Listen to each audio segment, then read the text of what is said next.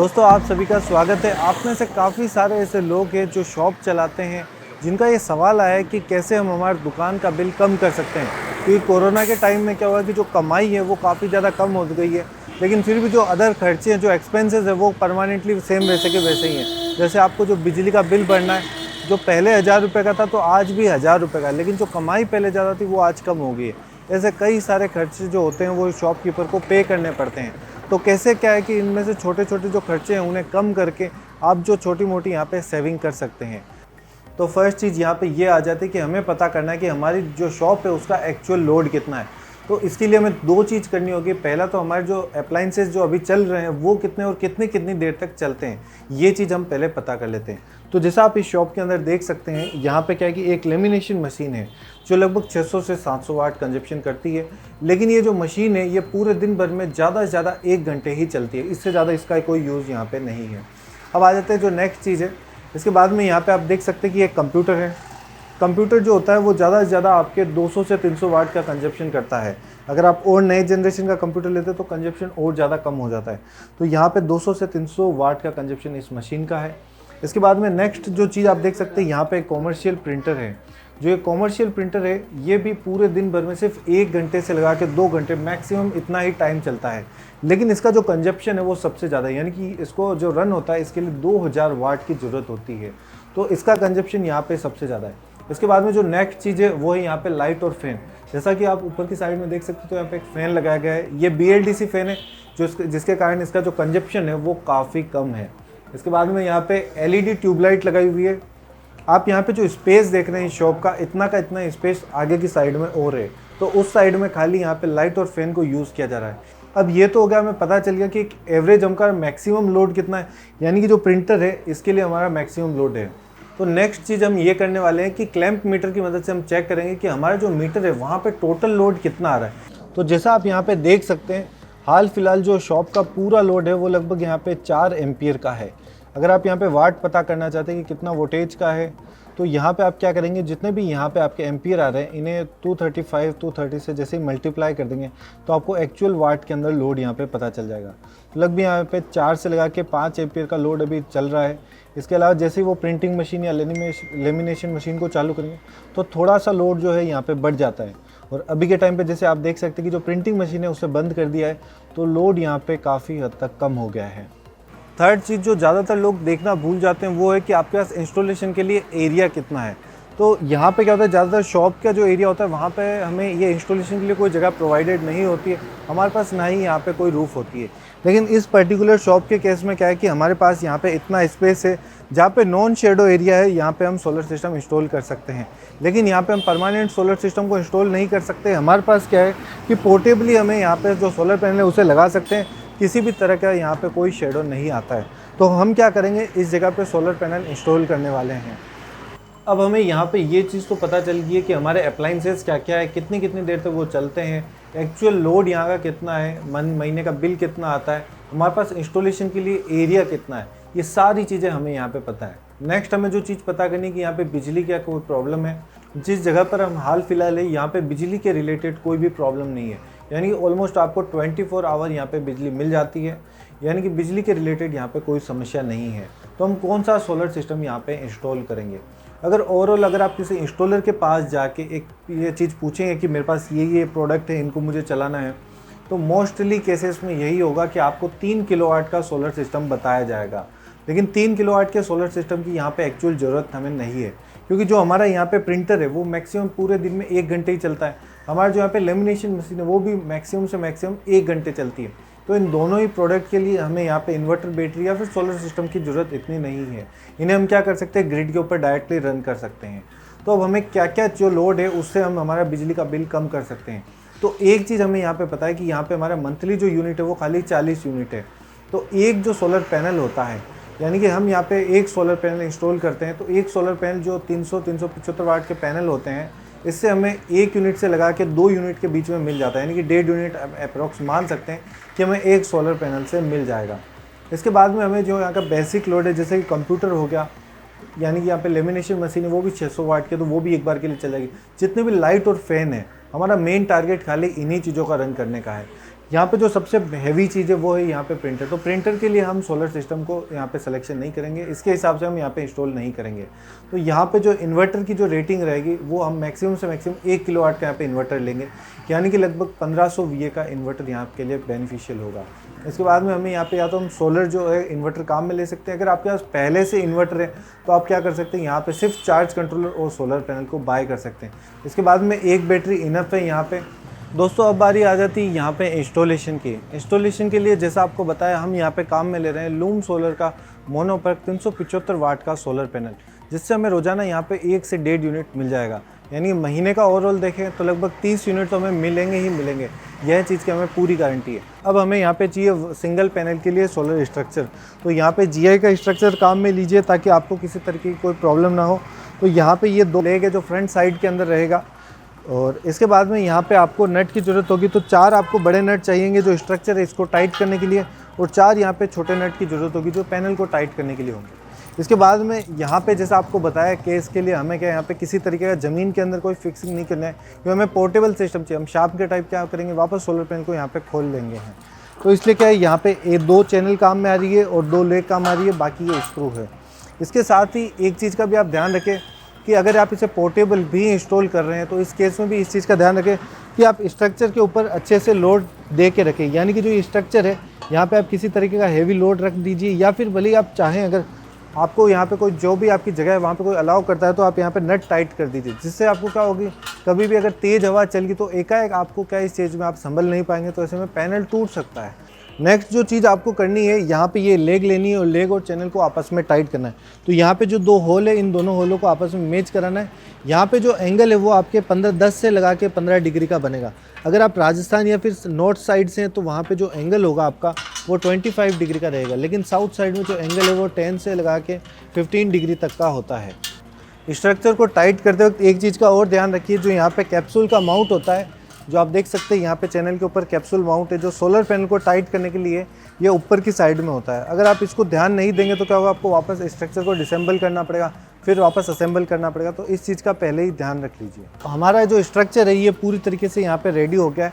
हमने जितने भी यहाँ पे नट बोल्ट टाइट किए थे उन्हें एकदम अच्छी तरीके से कर दिया, यानी कि ये हिलना नहीं चाहिए। दोस्तों नेक्स्ट चीज़ होती है यहाँ पे डायरेक्शन की। डायरेक्शन के लिए क्या है कि काफ़ी ज़्यादा कन्फ्यूजन हो जाता है कि कैसे पता करें। तो आप एक चीज़ का ध्यान रखिए, जो यहाँ पे ये सी शेप बन रहा है, जो आपकी लेग इसका जो सी शेप है ये हमेशा वेस्ट डायरेक्शन में होना चाहिए, और जो चैनल की साइड वाला होगा ये हमेशा ईस्ट की साइड में होगा। तो यहाँ पे जिस जगह पे मैं खड़ा हूँ मेरे जस्ट सामने की तरफ जो है वो साउथ है, और जो बैक साइड में नॉर्थ है, और इस साइड में यहाँ पे वेस्ट है, और इस साइड में यहाँ पे जो ईस्ट है। तो क्या होगा, जैसा आपको बताया यहाँ वाले ये वाला जो शेप है सी शेप जो यहाँ पे बन रहा है ये होना चाहिए वेस्ट में, क्योंकि जो सोलर पैनल लगाया जाता है वो हमेशा साउथ डायरेक्शन के अंदर लगाया जाता है। यहाँ पे जो स्मॉल ये नट बोल्ट है इनको आपको अच्छे से टाइट करना है, और ब्रेंच स्पैनर की मदद से इसे अच्छे से टाइट कर देना है, ताकि क्या हो कि किसी भी कंडीशन में ये यहाँ पे खुले नहीं।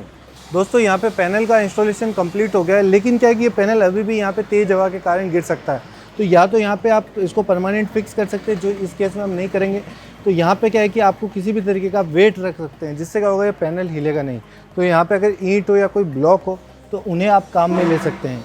नेक्स्ट स्टेप है, जो हमारे यहाँ पे सोलर पैनल है इसका जनरेशन आपको पहले चेक कर लेना चाहिए, क्योंकि कई केसेस में क्या होता है कि पैनल के अंदर मैन्युफैक्चरिंग डिफेक्ट होता है, जिसके कारण आपको यहाँ पे पूरे वोल्टेज और एम्पियर नहीं मिल पाते हैं। जो टेक्निकल स्टिकर है उसके मैच कराने के लिए आपको एक बार यहाँ पे चेक कर लेना चाहिए कि इसका प्रोडक्शन कितना है। तो ओवरऑल उससे थोड़ा बहुत यहाँ पे कम होगा, या फिर हो सकता है उसके आसपास आपको यहाँ पे जनरेशन मिले। तो सबसे पहले हम चेक कर लेते हैं इस पैनल का वोल्टेज। तो वोल्टेज चेक करने के लिए नॉर्मल आपका जो भी यहाँ पे क्लैंप मीटर मल्टीमीटर आपके है उसको डीसी मोड में कर लीजिए। इसके बाद में यहाँ पे जो वायर है, इस वायर के अंदर जो पॉजिटिव साइड है वो पॉजिटिव में, और नेगेटिव साइड है जो नेगेटिव के अंदर आपको कनेक्ट करना है। यहाँ पे जो सोलर पैनल है इससे लगभग 42.86 और 43 के आसपास वोल्टेज हमें इस समय पैनल से मिल रहे हैं। यहाँ पे जो टाइमिंग है लगभग 3 बज गया है। नेक्स्ट स्टेप है, यहाँ पे आपको ज़रूरत होगी डीसी वायर की। यहाँ पे डीसी वायर को काम में लेने का ये रीज़न है कि डीसी वायर के ऊपर डबल कोटिंग होती है। अगर ये धूप में भी रहेगा तो इतनी जल्दी ख़राब नहीं होगा। नॉर्मल वायर क्या है कि जो इसके ऊपर इंसुलेटर है वो जल्दी कट सकता है। इसके बाद में हमने यहाँ पे लगा रखा है MC4 कनेक्टर। काफ़ी सारे इंस्टॉलर ये गलती करते हैं कि जो यहाँ पे MC4 कनेक्टर है इसको इंस्टॉल नहीं करते हैं और डायरेक्टली यहाँ पे जॉइंट कर देते हैं, इसके ऊपर थैली बांध देते हैं, कई तरह के अलग अलग यहाँ पे जुगाड़ करते हैं। लेकिन उसके अंदर क्या है, कई बार स्पार्किंग जनरेट होने लग जाती है। तो ऐसी मिस्टेक बिल्कुल ना करिए, ये पूरी तरीके से सेफ़ होता है। तो हर जॉइंट के लिए आपको यहाँ पे MC4 कनेक्टर को ही काम में लेना है। तो ये हो गया हमारे पास वायर। तो वायर को यहाँ पे जो सोलर पैनल है इससे जॉइंट कर देते हैं। यहाँ पे जो पॉजिटिव साइड है वो पॉजिटिव से और जो नेगेटिव साइड है वो नेगेटिव में आपको यहाँ पे कनेक्ट करनी है। अब यहाँ पे नेक्स्ट बारी आ जाती है एम्पियर चेक करने की। तो एम्पियर के लिए आपको क्लैंप मीटर की ज़रूरत होगी। यहाँ पे मैंने 60 एम्पियर पे किया है। यहाँ पे एक चीज़ कई लोग मिस्टेक कर लेते हैं, बोलते हैं कि ये जो मल्टीमीटर है सही काम नहीं कर रहा है। तो यहाँ पे ये अभी AC के ऊपर, यहाँ पे जैसे ही फंक्शन दबाऊँ तो ये DC के ऊपर आ गया। अब जाके मैं जो है यहाँ पे एम्पियर चेक कर सकता हूँ।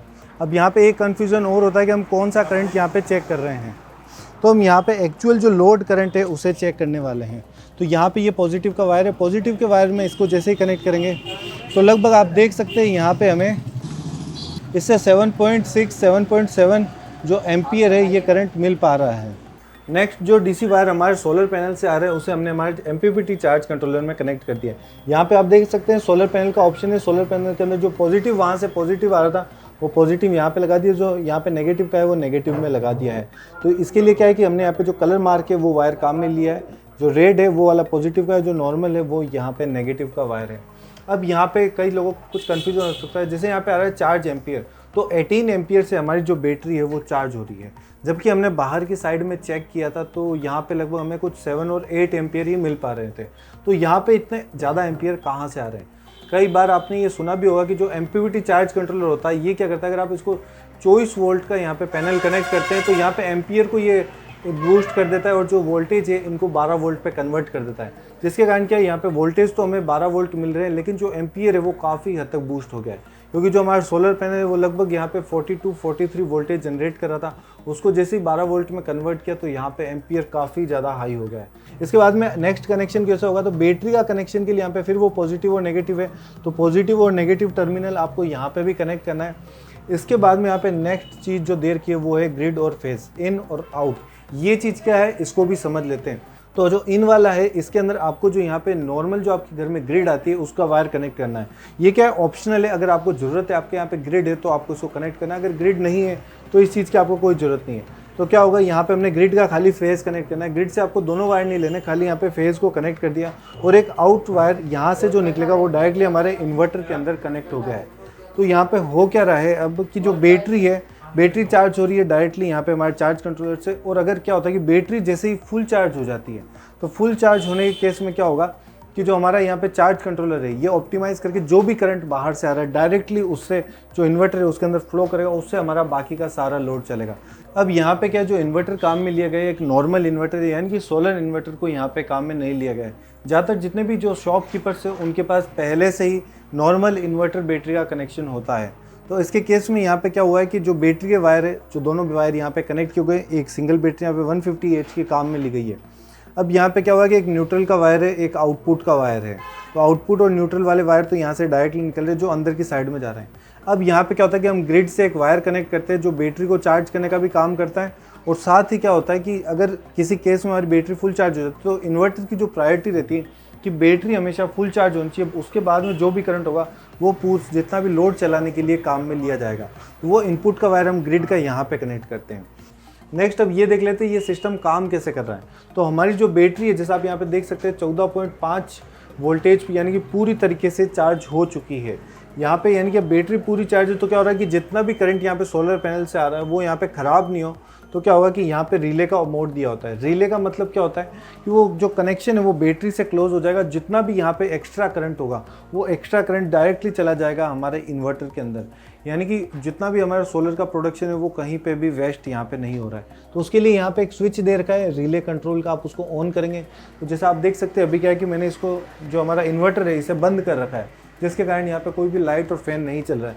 लेकिन जैसे ही मैं यहाँ पे रिले कंट्रोल को चालू करूँगा तो यहाँ पे सारी लाइट चालू हो जाएगी, क्योंकि यहाँ पे क्या डायरेक्टली ग्रिड का हमने फेज दे रखा है, जिसके कारण कि क्या है कि यहाँ पे ग्रिड का भी कनेक्शन इसको मिल गया। साथ ही हमारा जो सोलर पैनल प्रोडक्शन कर रहा था, जो भी एक्स्ट्रा यहाँ पे प्रोडक्शन था उसके वो भी यहाँ पे काम आ रहा है और उसकी मदद से क्या है कि अभी इन्वर्टर चालू हो गया। लेकिन हाल फिलहाल इन्वर्टर बंद है, यानी कि बैटरी से किसी भी तरीके का यहाँ पे लोड काम में नहीं लिया जा रहा है। तो अब क्या करते हैं, नेक्स्ट यहाँ पे जो इन्वर्टर है इसे भी चालू कर देते हैं। नेक्स्ट अब जो ये शॉप है इसकी वायरिंग को समझते हैं, कैसे यहाँ पे स्मार्टली वायरिंग की गई है, जिससे क्या है कि जो जितना भी बाकी का लोड है, जो छोटा मोटा लोड है वो सारी चीज़ें इन्वर्टर के ऊपर चल रही है। जो हैवी लोड है उसको आप अलग से रन कर सकते हैं। तो जैसा कि मैं आपको समझाऊँ, ये यहाँ पे मेन एमसीबी है, इसको टर्न करते ही सारी लाइटें यहाँ पे बंद हो जाएगी। इसके बाद में जो नेक्स्ट एमसीबी यहाँ पे लगाया गया है, ये खाली यहाँ पे प्रिंटर के लिए, क्योंकि यहाँ का जो दुकान का सबसे हैवी लोड है वो प्रिंटर है, तो प्रिंटर के लिए ये पर्टिकुलर यहाँ पे एमसीबी लगाया गया है। इसके बाद में ये 16 एम्पियर का एक एमसीबी लगाया गया है। ये वाला जो एमसीबी है ये इन्वर्टर के लिए है। अगर मैं इसको टर्न ऑफ कर दूंगा यहाँ पे, तो जो इन्वर्टर है उसको ऊपर खाली यहाँ पे क्या है, डायरेक्टली ग्रिड सप्लाई नहीं मिलेगी, बाकी सारी चीज़ें यहाँ पे सही तरीके से चलती रहेगी। तो आप भी अपनी शॉप के अंदर यही कर सकते हैं, यानी कि जो आपका इन्वर्टर है, जो बाकी का छोटा मोटा लोड है, उसके लिए एक अलग से यहाँ पे कनेक्शन कर सकते हैं, और उसका जो कनेक्शन होगा उसको आप इन्वर्टर से कनेक्ट कर सकते हैं। तो मेरे केस में मैंने इसको टर्न ऑफ कर दिया, बाकी सारी चीज़ें यहाँ पे जो हैवी लोड है वो डायरेक्टली चल रहा है, और खाली जो छोटा मोटा यहाँ पे ट्यूबलाइट वगैरह हो गया, कंप्यूटर, जितने भी छोटे मोटे आइटम है वो सारी चीज़ें अब इन्वर्टर के ऊपर चल रहे हैं। अब यहाँ पे एक लोड टेस्ट कर लेते हैं। यहाँ पे क्या है, 1500 VA का इन्वर्टर काम में लिया हुआ है, जिसके ऊपर हम 1000 वाट तक का लोड इजीली काम में ले सकते हैं। तो आपकी ये चीज़ भी देख सकते हैं कि अगर आपको लोड थोड़ा बहुत ज़्यादा चलाना है तो आप ज़्यादा VA का इन्वर्टर काम में ले सकते हैं। अब यहाँ पे क्या है, मैं एक लेमिनेशन मशीन है जो इसके ऊपर चालू करने वाला हूँ। तो यहाँ पे लेमिनेशन मशीन को ऑन कर देते हैं। यहाँ पे इसका जो हीटिंग है उसे टर्न करके यहाँ पे जो टेम्परेचर है इसे मैं यहाँ पे फुल कर देता हूँ। तो जैसा आप देख सकते हैं लगभग यहाँ पे 900 वाट का लोड है वो हाल फिलहाल इन्वर्टर के ऊपर रन हो रहा है। नेक्स्ट यहाँ पे चेक कर लेते हैं कि अगर आपको खाली यहाँ पे कंप्यूटर और जो हमारा प्रिंटर है ऐसी चीज़ें इस पर चलानी है तो कितनी देर तक चल जाएगी। तो यहाँ पे जो ओवरऑल लोड है वो इनका कुछ ज़्यादा नहीं होता है, यानी कि 300 वाट तक का ये होगा, और यहाँ पे ये भी लगभग 200-300 वाट का ही कंजप्शन करता है। तो ओवरऑल यहाँ पे क्या है कि आप अगर खाली ये दो चीज़ें चलाते हैं तो आपको काफ़ी लंबा बैकअप यहाँ पे मिल जाता है। तो एक प्रिंट निकाल के देख लेते हैं, क्योंकि जो हमारा प्रिंटर होता है ये नॉर्मली क्या अभी आइडियल है, तो यहाँ पे क्या इसके ऊपर इतना लोड नहीं है, लेकिन अब जब एक प्रिंट देंगे इसके ऊपर तो क्या होगा कि इसके अंदर मोटर वगैरह जो सारी चीज़ें वो चालू होगी, तब जाके यहाँ पे थोड़ा सा जो लोड है वो बढ़ेगा। तो एक प्रिंट मैंने दे के देखा, देखते हैं कि प्रिंट क्या इसके ऊपर निकलेगा, मशीन ओवरलोड बताएगी। तो जैसा आप देख सकते हैं आपका प्रिंटर भी चल जाएगा, यहाँ पे आपका कंप्यूटर भी चल जाएगा, और छोटी मोटी जो भी अप्लाइंसेस है वो सारी चीज़ें आप यहाँ पे इजीली चला सकते हैं। यहाँ तक कि हमारी जो लेमिनेशन मशीन है वो भी हमारे इन्वर्टर के ऊपर चल रही है। अगर आप और थोड़ा लोड बढ़ाना चाहते हैं, वैसे तो यहाँ पे क्या है कि जो इन्वर्टर 1500 VA का काम मिले वो बेस्ट है अगर आप एक शॉप चला रहे तो, लेकिन आप चाहते हैं कि आपका जो कंटिन्यू लोड है वो थोड़ा और ज़्यादा है, तो आप एक इन्वर्टर थोड़ा और हाई कैपेसिटी का सेलेक्ट कर सकते हैं। नेक्स्ट अब बात आ जाती है यहाँ पे प्राइसिंग की। तो प्राइसिंग क्या रहेगी, तो यहाँ पे प्राइसिंग क्या है, फिक्स नहीं है, आपकी रिक्वायरमेंट के हिसाब से जो प्राइसिंग है वो ऊपर नीचे होती रहती है। अगर आपके पास पहले से इन्वर्टर बैटरी है तो आपको खाली सोलर पैनल, स्ट्रक्चर और DC वायर यही चीज़ें खरीदनी पड़ेगी, तो इनकी प्राइसिंग आपको काफ़ी कम होगी। आप मार्केट से इजीली इन्हें परचेज कर सकते हैं, loomsolar.com से ऑनलाइन परचेज कर सकते हैं। अगर आपको सारी चीज़ें परचेज करनी है तो वहाँ पे आपको बैटरी, इन्वर्टर ये दोनों चीज़ें भी अलग से परचेज करनी पड़ेगी। तो उसके केस में क्या होगा कि इनका भी जो कॉस्ट है वो एडिशनल यहाँ पे ऐड हो जाएगी। अगर आपके यहाँ पे वायरिंग आपने पहले से अच्छी करा रखी है तो आपको प्रॉब्लम नहीं होगी। अगर छोटा मोटा लोड है तो वैसे कोई इशू नहीं है, आप सारा लोड जो इन्वर्टर है इसके ऊपर चला सकते हैं। लेकिन अगर आप चाहते कोई हैवी लोड है तो उसके लिए क्या हो सकता है कि आपको एक जो आपकी ग्रिड है उससे एक वायर उसके लिए सेपरेट यहाँ पे कनेक्शन करवाना पड़ सकता है। तो ये थी यहाँ पे पूरी जानकारी। दोस्तों इस वीडियो के लिए इतना ही। अगर आप केरला के त्रिशूर डिस्ट्रिक्ट के आसपास के रहने वाले हैं और आप सोलर प्रोडक्ट की और जानकारी लेना चाहते हैं, जो इंस्टॉलेशन दिखा है इसके रिगार्डिंग आपको कोई सवाल है, या फिर आप सोलर पैनल या कोई सोलर प्रोडक्ट खरीदना चाहते हैं, तो लूम सोलर के authorised distributor Unique National Engineering Solution के पास आ सकते हैं। यहाँ पे आपको प्रोडक्ट का कंप्लीट डेमोन्स्ट्रेशन यहाँ पे मिल जाएगा है। तो बस फिलहाल वीडियो में इतना ही। देखने के लिए आप सभी का धन्यवाद। वीडियो पसंद आया तो लाइक कर दीजिए। आपको कोई सुझाव हो या आप कोई प्रश्न पूछना चाहते हैं तो नीचे कमेंट सेक्शन में पूछ सकते हैं। साथ ही हमारे चैनल को सब्सक्राइब करके हमें सपोर्ट करें। जय हिंद, जय भारत।